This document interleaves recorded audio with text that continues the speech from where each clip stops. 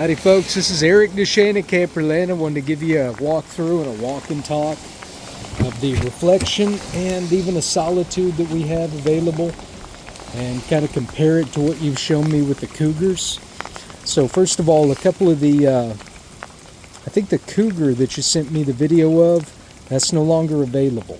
But what you're really looking at, if I can, is you're deciding, it looks like, between either a mid-bunk / bonus room or a 2-bedroom. And there's going to be advantages and disadvantages to both, and you have to figure out what fits your needs the best. But as far as the walkthrough starts, we've got a tankless water heater, automatic jack system, so it's a 6-point auto leveling. Press the button, it levels itself. We've got the Nautilus system for the water intake. City water, black tank flush out, real easy to do my winterizing all on my own.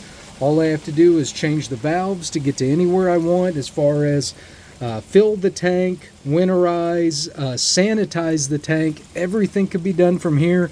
I don't even have to take this into the dealership to be able to do my own winterizing. It's real simple. You get a chance underneath here to see the double welded aluminum frame.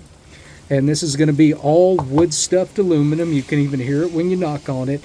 The entire camper is going to be the aluminum framing is going to be wood stuffed. Why does Grand Design stuff all of the aluminum framing with wood? Because when you put a screw into aluminum, if it doesn't have wood inside, there's no meat to grab onto. So you'll see that that's the entire frame throughout the camper. There's your plenum for the heat. What I'm showing you here is this is a heated all seasons belly, and that's where the furnace escapes. Right there into the belly. Keeps it just as warm down here as it is inside the camper. So all the pulls for the flush tanks, for the dump tanks, the black and the gray, and there's another black. So all those are interior. Nothing down here to pull at. They're all inside. That's the sign of a higher standard all season fifth wheel. As y'all can tell, it's raining. I think I'm going to head inside. Quick walk around. There's your jack system. What you'll notice is there's no, on the big slide out, it's a rack and pinion slide, which is the highest standard, especially for the heavy slide. You don't want to see any sort of cables or anything like that. On the smaller slides, the Grand Design uses what they call the slim rack system, which is going to be superior to the Schwintek. As far as the superiority scale, the cable driven at the bottom, Schwintek above that, slim rack above that, and then the very top is going to be rack and pinion. And camper manufacturers only do rack and pinion for the heavy slides. So you've got a storage back here in the back. Again, this is the double bedroom, the 362 TBS model. On this one, you're also getting the griddle, outside refrigerator, all slam latches, what they call Chicago style slam latches. No butterfly latches is the point. And you can see dark tinted windows, dual patio awnings on this one. Your pass-through storage is right here. So this is the other side of that water bay that I just showed you. So it's got a very large, for what they call a standard or mid-size fifth wheel, very large. What you want to look at also on a fifth wheel is the profile of the cap. For example, this one next to it, this much smaller one, is going to have a much shorter height in the bedroom, where this is what they call the full profile cap. On that full profile cap, you're going to be able to stand up tall in your bedroom. As far as the solar, we've got a big 60 amp charge controller. That is the highest standard charge controller. If it says MPPT and 60 amp or greater, that is the best that you can get. Dual battery, comes with a single 200. I'll have to look into that, but I believe it's a 200 watt panel on the roof. It's encapsulated in plexiglass. It's protected from the hail. As we enter the camper, you got the stable entry steps, this nice T-handle. This is the most safe way to enter the camper. The safety rail. I have a lot of people that don't have this. that add it to their camper when they go to buy it. Should have turned our lights on. Well, welcome to the long version of the video. Let's see here. Battery disconnect on. Solar disconnect if I ever need it. Pre-prepped for an inverter.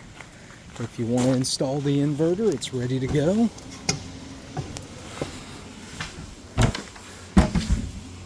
So no digital pad system, all analog buttons, which in my opinion is a superior way to go about everything. When you look on this pad, important stuff, all these are lights up here. You can connect everything you can do here to your Bluetooth. Both of my awnings, all of my slide outs, all here on analog buttons. A big one for me, this camper has tank heaters. So it's a true all season, and in addition to the true all season, add tank heaters to the mix. All solid surface countertops. Solid surface in the kitchen, solid surface in the bathroom. Let's see here. And all vinyl pull shades. In my opinion, the superior shade in the campers is that vinyl pull shade. You can see it's got a large oven. Bigger than just pizzas and biscuits. We can do more with the oven. Large microwave. Big pantry.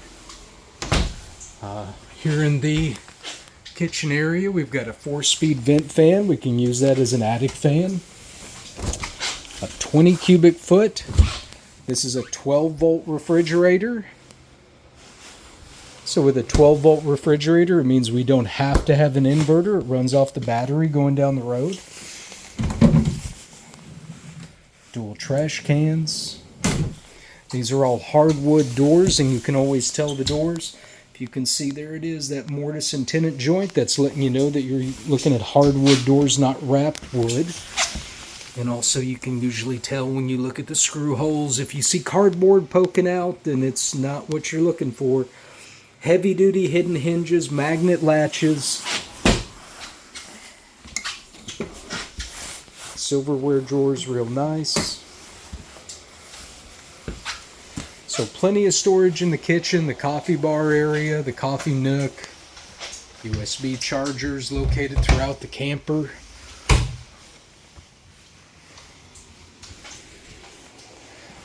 So we've got in this one, my favorite of all the chairs from Grand Design, or anybody frankly, the heated massage recline chairs. We're across from our fireplace here. Electric furnace / fireplace. I can get a full recline out of this.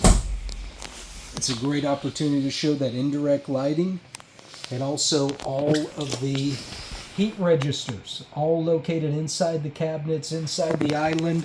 Nothing in the floor. If you have pets, or even if you don't, a good way to keep the RV clean, simple way to keep it clean, is to eliminate the heat registers that traditionally would run down the middle. A lot of people are copying this now. Grand Design started this. On your island, something very specific to the Grand Designs is that the island is actually welded into the frame of the camper, where a lot of them are just going to be screwed down. And in a a house on wheels going 75 miles an hour down the road, I think you can already guess which one will be superior to the other.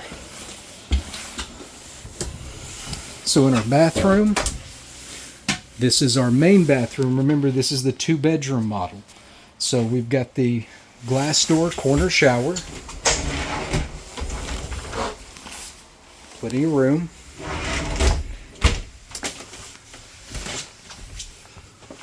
Tankless water heater system, I already noted that. Got our queen bed up top. Queen bed will give you a lot of extra side table. So sometimes people say, I need to have a king bed. I get it. I have a king bed at home. I think in a camper, a queen bed, unless we can't have it. I'm a big guy. If we can't have a queen bed, it is what it is. But a queen bed in a camper is generally a better way to go. Otherwise, you end up losing those night side tables. So USB charger and 110 volt on both sides. Tons of storage around the bed. Storage under the bed. And then we've got lots of storage around in this, what they call wardrobe closet. So plenty of storage for mom and dad, for the folks that are going to be up in the front side of the camper. Back down the stairs into the living room area. Of course, this is a 50 amp dual air camper. And then, as I recall, this one also has a heat pump for one of the ACs. There's our lights. So this is the 2-bedroom. And what Chris described to me, you know, I want to use this video as a generic video and put it up on my YouTube, but I'm going to talk directly to y'all.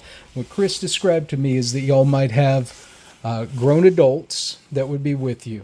And this is the better floor plan if I'm going to have grown adults, is the 2-bedroom, especially if I'm also going to have, you know, grown adults and the grandkids along.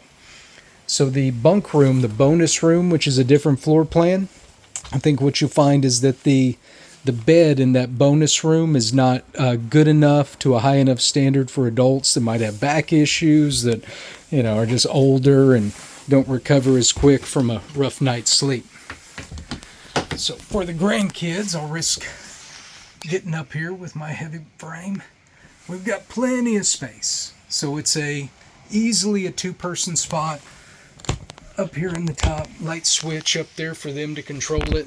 Air conditioning vents all over the place. We can install a TV up here above for everybody to watch.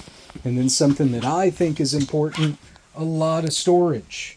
So you'll get a lot of these extra sleeping spots, you know, the bunk room, the bonus room, and there's no storage. So everybody's still living out of the suitcase when they're at the camper. So this is our half bathroom. You know, you got your toilet, you got your countertop space, medicine cabinet, you know, everything you need, nothing you don't. So like I was saying outside, I think that you need to think about, like, how are you going to use it?